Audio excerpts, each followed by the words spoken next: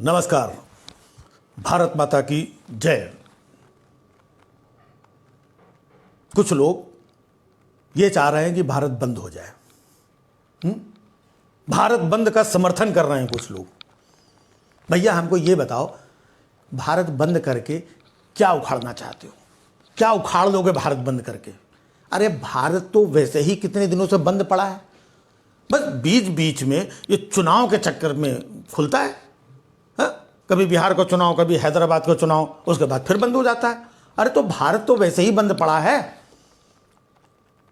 कुछ लोग ये कहते हैं कि नहीं भाई, जो भारत बंद करेगा हम विरोध करेंगे, भारत बंद नहीं होने देंगे। तो भैया बंद हो जाने दो, एक दिन के लिए भारत बंद हो जाने दो, लॉकडाउन समझ के ही बंद कर लेने दो। कोरोना से कुछ ना कुछ फर्क पड़ जाएगा शायद। है एक दिन का भारत बंद करने से कौन सा जीडीपी उछल करके वित्त मंत्री की गोद में जाकर के खेलने लगेगी? अच्छा, ये वो लोग हैं जो कहते हैं कि हम भारत बंद का विरोध करेंगे, जो खुद 8-9 महीने से अपने घरों के अंदर बंद हैं, चुपचाप बैठे हैं। इनको लग रहा है कम से कम विरोध के बहाने ही घर से बाहर निकलने को मिलेगा। वैसे पूरा मामला जो है किसानों का है। देश में इतनी ठंड पड़ रही है, लोग रजाई से बाहर नहीं निकल पा रहे हैं। इन किसानों को देखो, घर से बाहर निकल करके सड़कों पे पड़े हुए हैं। अबे पड़े हुए हैं तो पड़े रहने दो, देशद्रोहियों को, गद्दारों को। नहीं, ये इसलिए कह रहा हूं क्योंकि बहुत सारे लोग आजकल इन किसानों को देशद्रोही और गद्दार बोल रहे हैं। बताइए, हाँ कोई तरीका है ये? देशद्रोही गद्दार कहीं के। अभी कुछ समय पहले मैंने देखा कि वो व्यापारी लोग जीएसटी के नाम पे गद्दार कहीं के आंदोलन कर रहे थे। अरे कुछ समझना चाहिए।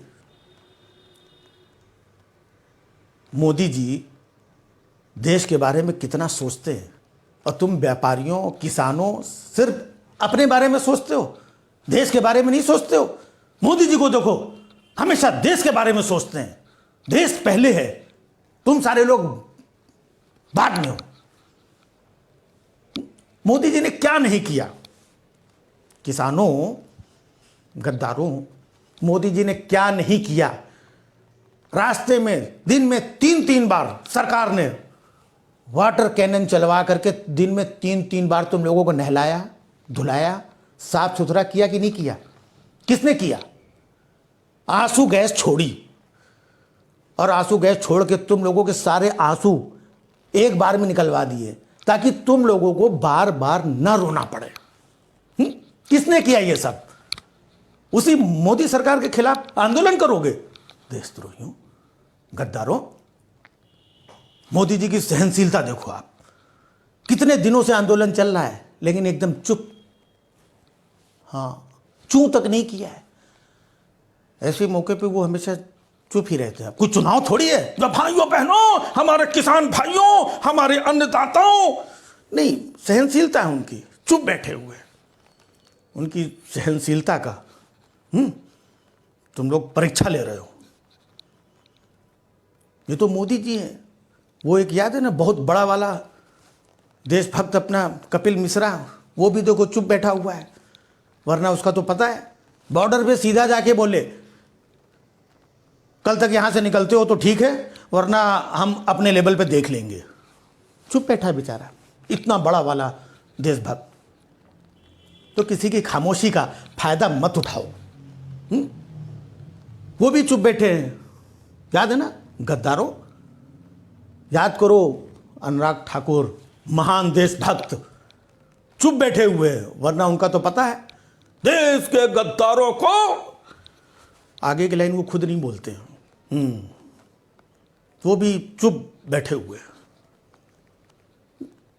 कभी कभी तो मुझे मतलब ये राष्ट्रवादी सरकार पे भी शक होता है कि कैसी राष्ट्रवादी सरकार है जो कितने दिनों से गद्दारों, देशद्रोहियों के साथ मीटिंग कर रही है।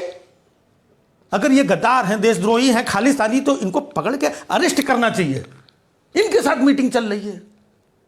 बताइए, अगर ऐसा नहीं है, ये किसान, गद्दार, देशद्रोही सब गड़बड़ सड़बड़ नहीं है, तो सरकार के नुमाइंदों को सामने आकर के बोलना चाहिए कि हम किसानों की मांगों को थोड़ा कम ज्यादा माने ना माने, कितना माने, ये हमारे और हमारे देश के अन्नदाताओं की बात है। लेकिन खबरदार किसी ने अगर हमारे देश के अन्नदाताओं को गद्दार, देशद्रोही, ऐसा वैसा कहा तो आकर के बोलना चाहिए। बताइए, किसानों को जो सर्दियों में अपना घर बार, किसान पूरे देश का जो पेट भरने वाले लोग हैं, उनको गद्दार, देशद्रोही, कोई आतंकवादी, कोई खालिस्तानी कुछ भी कह रहा है।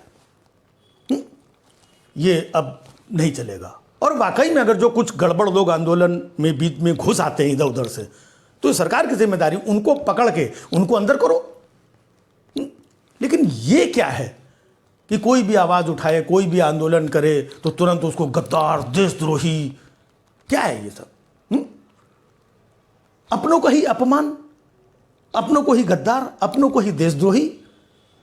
अपनों का अपमान अब नहीं सहेगा हिंदुस्तान। भैया, बहुत हुआ सम्मान।